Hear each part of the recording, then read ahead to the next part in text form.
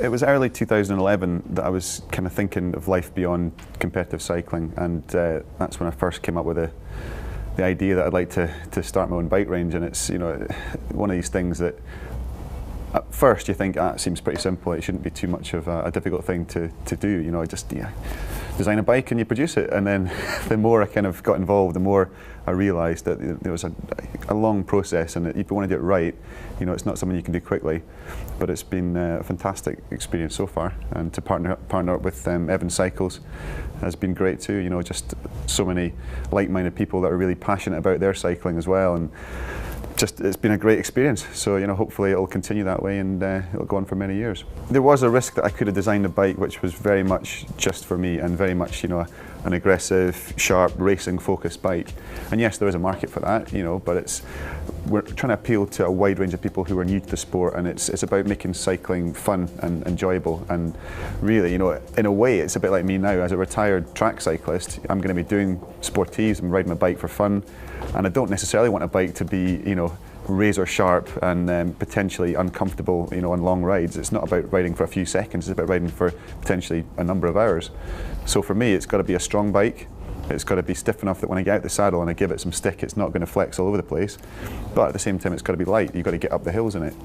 It's got to ride well. It's got to handle well. It's just got to feel right. And it's, you know, it's not an easy thing to do, to get all these things in one bike. But, you know, we've worked very closely with James Olsen, who's a, you know, a very knowledgeable gentleman, and he's been fantastic. And he knows the technical stuff. I can explain to him how a bike feels. I can ride the bike and say, do you know what, it needs more of this or less of this, or I need to tweak it this way.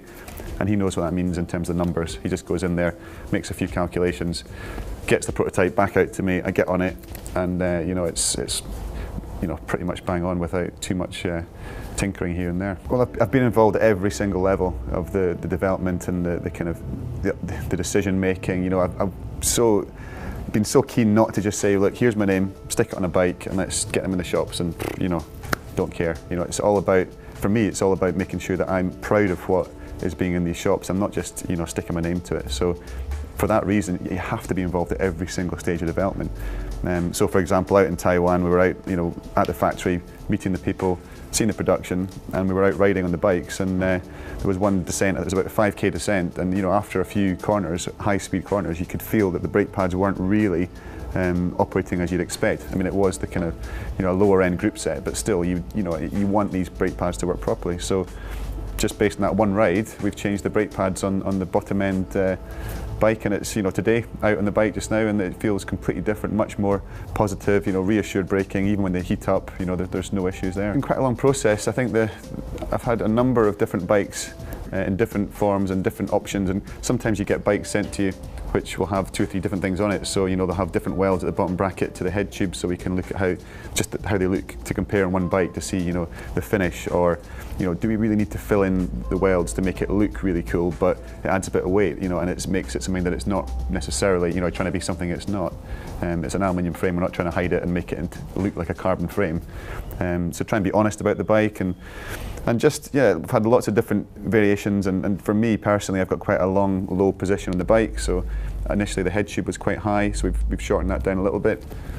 So a number of different things, you know, even the tube thickness and angles, and just the spec of the bike as well. It's been a lot of fun just mucking about on bikes. Initially, we just pitched the whole range at the leisure market, at the people who are new to the sport, making it, you know, affordable, so you don't have to spend thousands and thousands of pounds on a bike, because you can still get a great bike at a relatively affordable price. But that doesn't mean to say we're going to stick purely at this range of the market. We are going to expand, and potentially, you know, a higher end carbon bike. That would be nice, a sort of flagship model. Obviously, with my background being in track cycling, you know, a track bike wouldn't be out of the question too. But maybe not necessarily the way you would think. It could be quite, I wouldn't want to say too much, but yeah, it's a really exciting sort of potentially limited run there. And because I've raced BMX, I've raced mountain biking, I've raced road, time trial, cyclocross, you know, everything in cycling terms. You know, I've got not a huge amount of experience in these areas, but I've experienced what it's like to be new to the sport, to actually what works, what doesn't work on a bike. So, you know, it's nice for me now to get back to my roots, if you like, and actually go out mountain biking, getting out and, you know, doing all the stuff I used to do when I was a kid, and it's just, yeah, it's a great excuse to do that.